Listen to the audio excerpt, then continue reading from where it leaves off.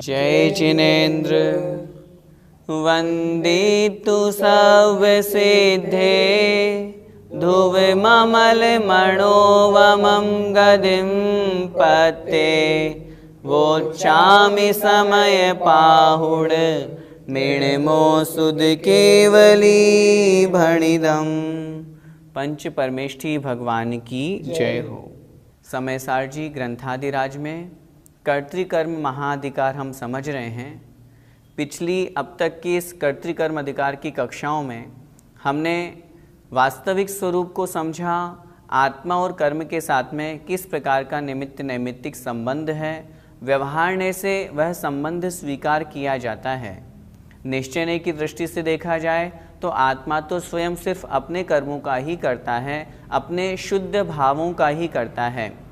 व्यवहारने से भले ही आत्मा के भावों का निमित्त प्राप्त करके, रागद्वेष रूप परिणामों का निमित्त प्राप्त करके वह जो कारण वर्गणा है वह कर्म रूप में परिणमित होती है, निमित्त नैमित्तिक संबंध वहाँ घटित किया जाता है। लेकिन जब शुद्ध निश्चय नय की बात की जाती है तो शुद्ध नय से तो वह सिर्फ अपने शुद्ध भावों का ही करता है। इस अनेकांत को समझने के पश्चात आज की इस कक्षा में जो एकांत पक्ष को मानने वाले हैं, जिन्हें हम मिथ्या दृष्टि कहते हैं, क्योंकि एकांत भी एक प्रकार का मिथ्या दर्शन है। जिस प्रकार भाव कर्मों का कर्ता आत्मा कहा जाता है, उसी प्रकार यदि द्रव्य कर्मों का कर्ता भी आत्मा को ही मान लिया जाए, आत्मा को ही उस द्रव्य कर्म का कर्ता भाव कर्म के साथ में मान लिया जाए, अर्थात दोनों का कर्ता आत्मा को ही मान लिया जाए, भोक्ता भी आत्मा को ही मान लिया जाए, तो किस प्रकार वहाँ द्विक्रियावाद अर्थात मिथ्यात्व का प्रसंग उपस्थित होता है। वही बात आचार्य भगवान अगली गाथा में, गाथा क्रमांक 91 में यहाँ पर कह रहे हैं। जदि पुग्गलकं मृणं कुवदितं चैव वेद यदि आदा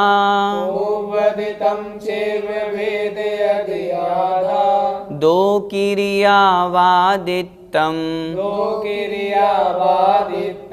पश्यदि सम्मं जिणावमदं। बोलिए, जदि पुग्गलकं मृणं कुवदितं चैव वेद यदि आदा दो किरियावादित्तं पश्यदि सम्मं जिणावमदं। जदि पुग्गलकं मृणं कुवदितं चैव वेद यदि आदा दो किरियावादित्तं पश्यदि सम्मं जिणावमदं। आचार्य भगवान इस गाथा में कह रहे हैं, अर्थ समझते हैं। यदि पुग्गल कम्म मृणम, यदि अर्थात यदि, पुग्गल कम्मम पुद्गल कर्म को, इणम अर्थात इसको, यदि इस पुद्गल कर्म को कुव्वदि अर्थात करता है, तम चैव वेद यदि, तम अर्थात उसी को, उसी पुद्गल कर्म को, वेद यदि अर्थात भोगता है, आदा अर्थात आत्मा। यदि आत्मा उसी पुद्गल कर्म को करने वाला होता है और उसी पुद्गल कर्म को भोगने वाला भी होता है। जैसा कि हमने पूर्व की गाथाओं में पढ़ा, व्यवहारने की अपेक्षा से, निमित्त नैमित्तिक संबंध लगाने की अपेक्षा से आत्मा कर्मों का कर्ता होता है, आत्मा कर्मों का भोक्ता होता है। लेकिन स्वयं उपादान रूप से ही यदि वह निमित्त कारण और उपादान कारण दोनों रूप में यदि आत्मा को स्वीकार कर लिया जाएगा, अर्थात आत्मा स्वयं ही उन पुद्गल कर्मों को करता है और स्वयं ही उन पुद्गल कर्मों को भोगता है, अर्थात वेदन करता है, तब ऐसी स्थिति में दो क्रियावादित्तम, द्विक्रियावाद का, दो क्रियाओं का उपस्थित प्रसंग वहाँ पर हो जाता है, अर्थात दो क्रियाओं से अभिन्न होने का, जिसे हम द्विक्रियावाद कहते हैं। दो क्रियाओं से अभिन्न होने का तात्पर्य है दोनों क्रियाओं में अभिन्नता अर्थात अभेद रूप वहाँ प्रकट हो गया, अर्थात जहाँ निमित्त कारण था वहीं हमने यदि उपादान कारण भी मान लिया अर्थात तद्रूप स्वयं परिणमन हो गया, तब ऐसी स्थिति में वहाँ पर द्विक्रियावाद का प्रसंग उपस्थित हो जाता है। आचार्य भगवान कह रहे हैं दो क्रियावादित्तम अर्थात द्विक्रियावाद का पसजदि प्रसंग आता है, अर्थात वह प्रसंग वहाँ पर उपस्थित हो जाता है। सम्मम जिणाव मदम, सम्मम अर्थात सम्मत है माना गया है जिसे, जिण अवमदम जिनेन्द्र भगवान के अवमदम अर्थात अवमत की अपेक्षा से, अर्थात जिनेन्द्र देव के मत में वह जो मत है यह जो कथन है यह सम्मत नहीं है, अर्थात इसे अवमत नाम दिया है। अवमत नाम देने का तात्पर्य है अर्थात इसे स्वीकार नहीं किया गया है। कहने का तात्पर्य ये है जो द्विक्रियावादी लोग हैं अर्थात जो आत्मा को कर्ता के साथ साथ भोक्ता भी मानते हैं, निमित्त की अपेक्षा से उसके साथ में मानने के साथ साथ उपादान रूप से भी आत्मा को कर्मों का कर्ता और भोक्ता मानते हैं, तब ऐसी स्थिति में वहाँ पर द्विक्रियावाद का प्रसंग उपस्थित हो जाता है और वह प्रसंग वह मत जिनेन्द्र भगवान के मत में मान्य नहीं है, अर्थात वह समीचीन नहीं है। गाथा का अर्थ फिर से देखें। यदि पुग्गल कम्मम इणम, यदि अर्थात यदि, पुग्गल कम्मम इणम यह पुद्गल कर्म अर्थात पुद्गल द्रव्य, इनका कौवदि अर्थात आत्मा करता है, तम चेव वेद यदि आदा और आत्मा उसी को ही वेदन करता है, उसी को भोगता है, तब ऐसी स्थिति में दो क्रियावादित्तम द्विक्रियावाद का अर्थात आत्मा में और अन्य पर पदार्थ में पुद्गल में अभेद रूप प्रसंग उपस्थित हो जाएगा, अभिन्नता वहाँ पर प्रकट हो जाएगी। ऐसा प्रसंग वहाँ पर देखा जाता है और वह जो प्रसंग है वह जो मत है वो जिनेन्द्र भगवान के मत में समीचीन नहीं माना गया है, अर्थात वह मत मिथ्या है और ऐसा मानने वाले मिथ्या दृष्टि कहलाते हैं। गाथा का भावार्थ देखें।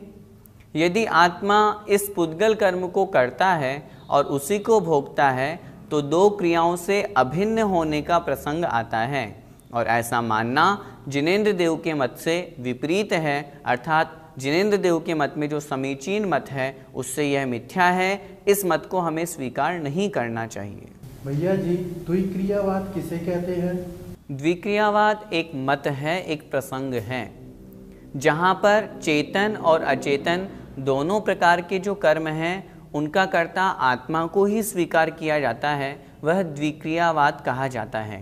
कहने का तात्पर्य जिस प्रकार जीव के राग द्वेष रूप परिणाम हैं तो ये तो जीव के भाव कर्म हुए, उसी प्रकार जो जीव के निमित्त से जो द्रव्य कर्म उसके द्वारा परिणमित हुए अर्थात जो कारण वर्गणाएं कर्म रूप में परिणमित हुई, अर्थात ज्ञानावरण आदि जो कर्म हैं द्रव्य कर्म हैं वे जो बने, द्विक्रियावाद के अंतर्गत उन द्रव्य कर्मों का कर्ता भी जीव को ही कहा जाता है और वहाँ पर वह जो कर्ता है वो उपादान रूप से स्वीकार किया जाता है। उपादान का तात्पर्य होता है स्वयं तद्रूप परिणमित होना। जिस प्रकार जीव के राग द्वेष भाव उसके स्वयं के हैं, भले ही कर्म के निमित्त से हैं लेकिन है तो जीव के, उसी प्रकार द्विक्रियावादी लोग कहते हैं ये जो द्रव्य कर्म हैं ज्ञानावर्णादि कर्म हैं ये भी जीव के ही हैं। इस प्रकार दोनों प्रकार के मत मानने वाले द्रव्य कर्म रूप में भी अर्थात चेतन अचेतन दोनों रूप में जो कर्ता आत्मा को ही स्वीकार करते हैं, ऐसा जो मानते हैं वे लोग द्विक्रियावादी कहलाते हैं। भैया जी पूर्व में आपने पुद्गल का कर्ता जीव को कहा था, तो यहाँ पर मानने में क्या आपत्ति है? व्यवहारिक की अपेक्षा से तो ऐसा स्वीकार करने में कोई आपत्ति नहीं है। जहाँ पर निमित्त नैमित्तिक संबंध को हम मानते हैं वहाँ तो हम ऐसा मान सकते हैं कि जीव के परिणामों के निमित्त से पुद्गल कर्म आते हैं, अर्थात कारण वर्गणाएं कर्म रूप में परिणमित होती है, तो उन कारण वर्गणाओं को करने वाला जीव ही है। अर्थात उस समय उस ऐसी स्थिति में निमित्त कारण की अपेक्षा से जीव को वहाँ पर कर्ता कह दिया जाता है। लेकिन जब निश्चय की बात की जाती है तो आत्मा तो सिर्फ अपने स्वयं के शुद्ध भावों का करता है। यहाँ जो प्रसंग चल रहा है द्विक्रियावाद का, वे उपादान कर्ता भी आत्मा को ही मानते हैं कारण वर्गणाओं का अर्थात द्रव्य कर्मों का करने में। अच्छी तरह से समझने की बात है, दो चीजें हैं, निमित्त कारण और उपादान कारण। निमित्त की अपेक्षा से तो कोई भी वस्तु उसके परिणामों के निमित्त से, जीव के परिणामों के निमित्त से कारण वर्गणाएं कर्म रूप में परिणमित हुई, लेकिन क्या जीव स्वयं कर्म रूप में परिणमित हुआ? क्या उपादान कारण, उपादान कर्ता इसीलिए वहां पर कहा जाता है जो स्वयं जीव रूप कर्म रूप परिणमित हुआ। इसीलिए द्विक्रियावाद का प्रसंग सही नहीं कहा गया। निमित्त कारण मानने में तो आपत्ति नहीं है, लेकिन उपादान कारण मानने में आपत्ति है। द्विक्रियावादी लोग जीव को द्रव्य कर्मों का उपादान कारण मानते हैं, इसलिए वहां पर वो प्रसंग गलत कहा जाता है। सही क्या है? निमित्त कारण माने अर्थात जीव के परिणामों के निमित्त से कारण वर्गणाएं कर्म रूप में परिणमित होती है। ये निमित्त नैमित्तिक संबंध है। और ये भी व्यवहारने की अपेक्षा से, जब शुद्ध नहीं की बात करेंगे, शुद्ध निश्चय नहीं की बात करेंगे, तो जीव तो सिर्फ अपने स्वयं के ही भावों का, शुद्ध भावों का कर्ता और भोक्ता है। भैया जी, ये निमित्त कारण और उपादान कारण क्या होते हैं? निमित्त कारण जिसके निमित्त से, जिसके सहयोग से कार्य होता है, वह कहलाता है निमित्त कारण। और जो स्वयं ही कार्य रूप में परिणमित होता है, वह कहलाता है उपादान कारण। उदाहरण से हम समझते हैं, जैसे कुम्हार ने कोई घड़ा बनाया, तो घड़े के बनने में निमित्त कौन बना? कुम्हार। तो कुम्हार क्या हुआ? निमित्त कारण। उपादान कारण कौन? मिट्टी। मिट्टी स्वयं घड़े रूप में परिणमित हुई, तो वहां पर मिट्टी कहलाई उपादान कारण। जिस प्रकार किसी स्वर्णकार ने, किसी सुनार ने कोई लोहे, जिस प्रकार किसी स्वर्णकार अर्थात सुनार ने सोने का कोई आभूषण बनाया, तो वह जो आभूषण अर्थात कंगन बना, उसमें निमित्त बना वह सुनार, वह स्वर्णकार, लेकिन वह जो सोना था वो स्वयं कंगन रूप में परिणमित हुआ, वह कहलाया उपादान कारण। हम जिस प्रसंग में यह चर्चा कर रहे हैं, निमित्त कारण को तो हम भी स्वीकार कर रहे हैं, लेकिन द्विक्रियावादी जो लोग हैं वे ऐसा मानते हैं कि जो उपादान कारण है वह भी जीव है। हमने जो अभी उदाहरण समझा, हम उसी से समझते हैं। कुम्हार के निमित्त से वह घड़ा बना, कुम्हार बना निमित्त कारण, लेकिन क्या कुम्हार स्वयं घड़े रूप में परिणमित हुआ? कुम्हार स्वयं घड़े रूप में परिणमित नहीं हुआ, कुम्हार तो निमित्त कारण है।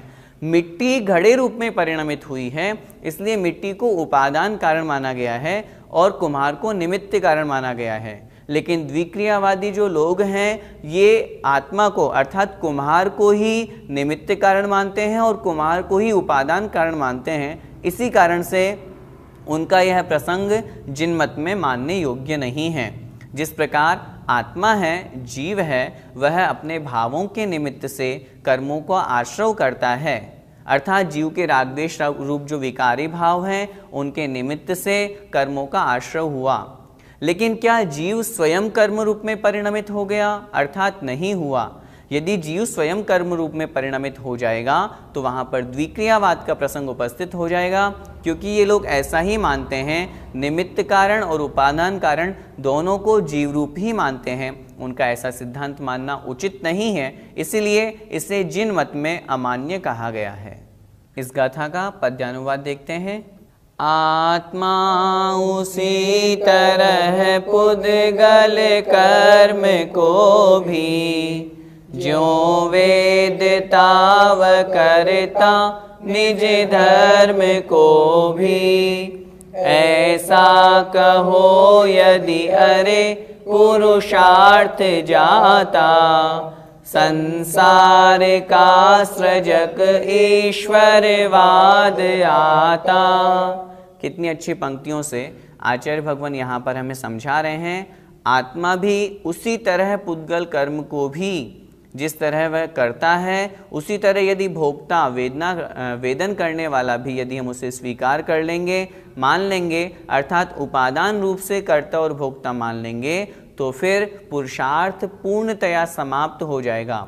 फिर तो जीव के द्वारा जो कुछ भी किया जाता है वो किसी भी तरह का काम नहीं आएगा, और फिर ऐसी स्थिति में संसार को बनाने वाला ईश्वरवाद वहाँ पर प्रसंग उपस्थित हो जाएगा।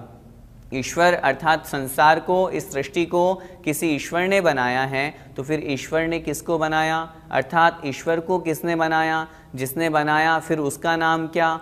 अर्थात यदि संसार को बनाने वाला ईश्वर है तो फिर उसने स्वयं उस रूप वह परिणमित हुआ। कहने का तात्पर्य बहुत तरह के ऐसे अनुचित प्रसंग उपस्थित हो जाएंगे।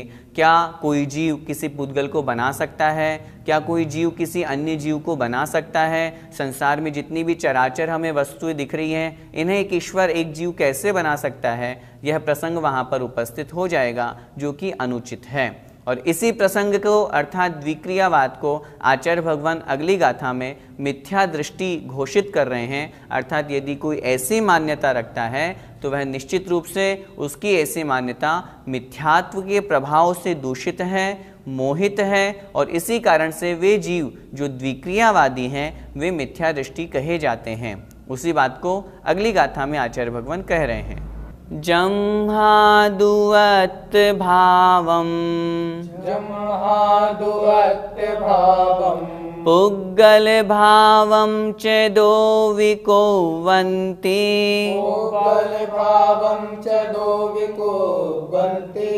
तेन दुमिच्छादिट्ठि दो किरियावादिनो हन्ति। बोलिए, जम्हादुवत् भावम् पुग्गल भावं च दो विकोवन्ति तेन दुमिच्छादिट्ठि दो किरियावादिनो हन्ति। जम्हादुवत् भावं पुग्गल भावं च दो विकोवन्ति तेन दुमिच्छादिट्ठि दो किरियावादिनो हन्ति। चेतन और अचेतन दोनों प्रकार के कर्मों का कर्ता यदि आत्मा को ही माना जाएगा तो वहाँ पर द्विक्रियावाद का प्रसंग उपस्थित हो जाएगा। उसी बात को आचार्य भगवान यहाँ कह रहे हैं। देखें, अर्थ देखें। जम्हादु अत्य भावम, जम्हा अर्थात क्योंकि आत्मा, दु मतलब परंतु, अत्य भावम अर्थात आत्मा के भाव को, पुग्गल भावम च और पुद्गल के भाव को। अच्छी तरह से समझने की बात है। आत्मा का भाव क्या? जितने भी भाव कर्म हैं, राग द्वेष आदि रूप जो विकारी भाव हैं। पुद्गल का भाव क्या? जो पुद्गल वर्गणाएं कर्म रूप में परिणमित हुई है। भाव कर्म और द्रव्य कर्म, इन दोनों प्रकार के भावों को च मतलब और, दो विकुवंती दोनों को ही करता है। जैसा कि द्विक्रियावाद का लक्षण हमने समझा, जो चेतन और अचेतन दोनों प्रकार के कर्ता आत्मा को ही मानते हैं, वही बात यहाँ कह रहे हैं आचार्य भगवान। अत्तभावम पुग्गल भावम च दोवी, आत्मा के भाव को भी और पुद्गल के भाव को भी, दोनों को ही आत्मा करता है। यदि ऐसा मानेंगे तो तेन दुमिच्छा दिट्ठी, इस कारण से, तेन अर्थात इस कारण से, ऐसा कहने पर मिथ्या दिट्ठी अर्थात मिथ्या दृष्टि होंती मतलब होते हैं। कौन मिथ्या दृष्टि होते हैं? दो क्रियावादिनों अर्थात द्विक्रियावादी, जो दोनों क्रियाओं में आत्मा को अभेद रूप, अभिन्नता रूप स्वीकार कर रहे हैं। ऐसे कथन करने वाले जीव, ऐसे कथन करने वाले, ऐसे मत को मानने वाले जो मनुष्य हैं, वे निश्चित रूप से मिथ्या दृष्टि होते हैं। मिथ्या दृष्टि क्यों कहा आचार्य भगवान ने उनको यहाँ पर? क्योंकि आत्मा के भावों को करने वाला तो आत्मा मान सकते हैं, लेकिन पुद्गल के भावों को करने वाला आत्मा कैसे हो सकता है? ये तो स्वयं सोचने वाली वस्तु है। क्या मैं इस पुस्तक को बना सकता हूँ? क्या मैं स्वयं इस पुस्तक रूप में परिणमित हो सकता हूँ? जहाँ पर उपादान कारण की बात की जाती है, वहाँ पर वह द्रव्य स्वयं तद्रूप परिणमन करता है, उसी रूप हो जाता है, तन्मय हो जाता है, और इसी कारण से वह उपादान कहा जाता है। मिट्टी स्वयं घड़े रूप में परिणमित हुई है, इसलिए घड़ा बनने में मिट्टी उपादान कारण है। कुम्हार के निमित्त से बनी है, इसलिए कुम्हार वहाँ पर निमित्त कारण है, लेकिन कुम्हार उपादान कारण नहीं है कि कुम्हार स्वयं घड़े रूप में परिणमित हो गया। क्या कुम्हार घड़ा बन गया? अर्थात नहीं बना। लेकिन जो द्विक्रियावादी लोग हैं, जैसा कि अभी इस गाथा को हम समझ रहे हैं, दो शब्द यहाँ दिए हुए हैं, अत्तभावम पुग्गल भावम च दोवी।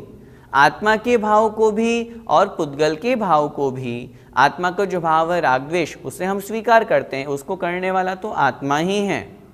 लेकिन पुद्गल का जो भाव है अर्थात जो राग द्वेष रूप परिणमन है, ये तो जीव का भाव हुआ।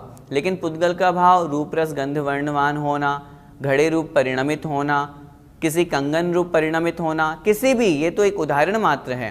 पुद्गल के जितने भी भाव हैं उस रूप में परिणमित मानना, यदि आत्मा को ही मानेंगे अर्थात आत्मा ही दोनों का उपादान कारण स्वीकार करेंगे तो वह द्विक्रियावादी कहलाते हैं। और गाथा में कह रहे हैं तेण दुमिच्छा दिट्ठी होंती। और इसी कारण से विद्विक्रियावादी कथन स्वीकार करने वाले जो लोग हैं वे मिथ्या दृष्टि होते हैं। वे जिनागम पर, जिनेंद्र भगवान पर श्रद्धा नहीं करने वाले होते हैं, उनकी ऐसी मान्यता मिथ्या है। गाथा का भावार्थ देखें, क्योंकि आत्मा के भाव को और पुद्गल के भाव अर्थात परिणाम को अर्थात दोनों को करता है, ऐसे मानने के कारण से जो दो क्रियावादी है अर्थात एक द्रव्य के द्वारा दो द्रव्यों के परिणाम किए जाते हैं, ऐसा मानने वाले जो हैं वे मिथ्या दृष्टि होते हैं। और हम स्वयं विचार करें, क्या एक द्रव्य दो द्रव्यों का कर्ता कैसे हो सकता है? क्या जीव इस किताब रूप परिणमित हो सकता है? क्या जीव अन्य परद्रव्य पुद्गल द्रव्य रूप परिणमित हो सकता है? अर्थात नहीं हो सकता। लेकिन जो ऐसा मानते हैं वे मिथ्या दृष्टि कहलाते हैं। भैया जी, द्विक्रियावाद के प्रसंग को मानने में आपत्ति क्या है? आपत्ति क्या है? अरे भैया, आपत्ति ही आपत्ति है। यदि हम द्विक्रियावाद के प्रसंग को स्वीकार कर लेंगे तो फिर सब कुछ समाप्त हो जाएगा। फिर तो संसार और मोक्ष इन दोनों में कोई प्रसंग ही उपस्थित नहीं होगा। फिर तो चेतन भी अचेतन बन गया, अचेतन भी चेतन बन गया। आप स्वयं विचार करें, जो द्विक्रियावाद का प्रसंग है उसमें उपादान कारण आत्मा को ही मान लिया। क्या घड़ा कभी चेतन परिणामों से युक्त हो सकता है? फिर तो घड़ा स्वयं चलने लगेगा, घड़ा स्वयं राग द्वेष करने लगेगा, क्योंकि वह जो पुद्गल है वह जीव रूप में परिणमित हो गया, जो जीव है वह पुद्गल रूप में परिणमित हो गया। अभी जो हम देख सुन रहे हैं हम टेबल रूप में परिणमित हो जाएंगे। द्विक्रियावादी का जो प्रसंग है यदि हम उसे स्वीकार करते हैं तो फिर तो मोक्ष की भी व्यवस्था नहीं बनेगी, संसार की कोई भी व्यवस्था नहीं बनेगी। फिर तो कब चेतन अचेतन बन जाए, कब अचेतन चेतन बन जाए, कोई भरोसा नहीं है। इसलिए द्विक्रियावाद का जो प्रसंग है अच्छी तरह से हमें इसे समझना है। निमित्त कारण, हम जो यहाँ पर कर्तृकर्म महाधिकार में समझ रहे हैं, जीव और कर्म के साथ में निमित्त नैमित्तिक संबंध है, वो तो हमें स्वीकार है। जीव के परिणामों का निमित्त प्राप्त करके कार्मण वर्गणाएं कर्म रूप में परिणमित होती है। लेकिन क्या जीव स्वयं कर्म रूप में परिणमित होता है क्या? हम खुद तो सोचें, अनादिकाल से कर्म हमारी आत्मा के साथ में जुड़े हुए हैं, तो क्या हमारी आत्मा कभी कर्म रूप बनी? क्या कर्म कभी हमारी आत्म स्वरूप चेतन स्वरूप बने? अर्थात नहीं बने। लेकिन द्विक्रियावादी लोग ऐसा मानते हैं, इस कारण से ऐसा मानने वाले वे मिथ्या दृष्टि कहे गए हैं। इस प्रसंग को अच्छी तरह से समझ करके यदि हमारी भी धारणा ऐसी है कि हाँ आत्मा स्वयं कर्मरूप परिणमित हो जाती है तो वह धारणा पूर्णतया मिथ्या है, इसे हमें ठीक करना चाहिए। भैया जी, तो फिर हमें इस गाथा से क्या समझना चाहिए? इस गाथा से हमें सबसे महत्वपूर्ण बात यही समझना चाहिए कि कभी कुम्हार घड़े रूप में परिणमित नहीं होता है। इसी तरह जो जीव है वह कभी कर्म रूप में परिणमित नहीं होता है। कुम्हार के निमित्त को प्राप्त करके वह मिट्टी घड़ा बनती है, उसी प्रकार जीव के परिणामों को निमित्त को प्राप्त करके जो कार्मण वर्गणाएं हैं वे कर्म रूप में परिणमित होती है। मैं ही हूँ अर्थात मैं ही स्वयं करने वाला हूँ, इस प्रकार की जो अहंकार की बुद्धि है उसे हमें विसर्जन करना है, उसे हमें समाप्त करना है। आज की इन दोनों गाथाओं से हमें यही समझना है कि यदि हम भी ऐसा मानते हैं कि मैंने इसको किया, संसार में देखा जाता है अहंकार की ममकार की बुद्धि के साथ में ये करने वाला मैं हूँ, इन कर्मों को मैंने किया, अन्य जो शरीर आदि पर पदार्थ हैं, जो पुत्र मित्रादि हैं, इन सब का कर्ता मैं हूँ। इस प्रकार की जो अहंकार की बुद्धि है उसे समाप्त करने की बात यहाँ पर की गई है। आत्मा का स्वरूप क्या है? मात्र ज्ञान दर्शन रूप स्वरूप आत्मा का है। यदि उस आत्मा के स्वरूप को समझ करके मैं तो सिर्फ ज्ञाता दृष्टा हूँ, ज्ञान दर्शन ही मेरा स्वभाव है, इस प्रकार के स्वभाव को समझेंगे तो निश्चित रूप से हमारी अन्य पर पदार्थों के प्रति अहंकार की बुद्धि समाप्त होगी। अन्य पर पदार्थों के प्रति जो कर्तृत्व भाव है वो समाप्त होगा, और यदि वो समाप्त होगा तो निश्चित रूप से हम मिथ्यात्व से बचेंगे। और हम स्वयं मन में विचार करें, क्या किसी अन्य पर पदार्थ के कर्ता हम हो सकते हैं? हमारी आत्मा क्या कोई अन्य पर पदार्थ को बनाने वाला, करने वाला हो सकता है क्या? अर्थात नहीं हो सकता। जब नहीं हो सकता तो हम उसके प्रति अहंकार, मैं करता हूँ, ऐसा भाव हम क्यों करते हैं? समय सार जी हम पढ़ रहे हैं, आप सभी श्रोताओं से मेरा यही निवेदन है, इसको पढ़ना हमारा तभी सार्थक होगा जो हम पढ़ते जा रहे हैं उसको हम स्वीकार भी करते जाएं। अगर हमारी धारणा गलत है, उस धारणा को हम सही रूप आगम के अनुसार बनाते जाएंगे तो निश्चित रूप से संसार के दुखों से छूटेंगे, सुख को प्राप्त करेंगे। आत्मा का अनुभव करना, शुद्धोपयोग को प्राप्त होना हमारा लक्ष्य है। और वहाँ तक पहुँचने के लिए हमें इस प्रकार की जो बुद्धि है, द्विक्रियावाद है, मिथ्यात्व रूप बुद्धि है, इसको दूर करना पड़ेगा। शुद्धोपयोग को प्राप्त करके मोक्ष मार्ग पर लगने का भाव रखना चाहिए। इस गाथा का पद्यानुवाद पढ़ते हैं। आत्मा स्वभाव पर पुद्गल भाव को ही, हो एक मेक करता एक साथ सोही। ऐसा सदैव कहता लघुधी विकारी, मिथ्यात्व मंडित मुधा विक्रियावधारी। यहाँ पर अंतिम जो पंक्ति है उसमें कह रहे हैं मिथ्यात्व मंडित मुधा। मुधा मतलब बुद्धि, जिनकी बुद्धि मिथ्यात्व से सहित है, द्विक्रिया को जो मानने वाले हैं, ऐसे जो प्रसंग को अपने आप में स्वीकार करने वाले लोग हैं, उनकी लघुधी अर्थात बुद्धि बहुत अल्प है, विकारी बुद्धि है। इसलिए वो ऐसा कह रहे हैं कि आत्मा का जो स्वभाव है और पर पुद्गल का जो स्वभाव है, एकमेक होकर के उसे आत्मा ही करता है। उनका ऐसा मानना गलत है। यदि हमारी भी धारणा ऐसी है तो हम उस धारणा को ठीक करें और आगम के अनुसार जो सही धारणा है उसे हम स्वीकार करें। जय जिनेंद्र।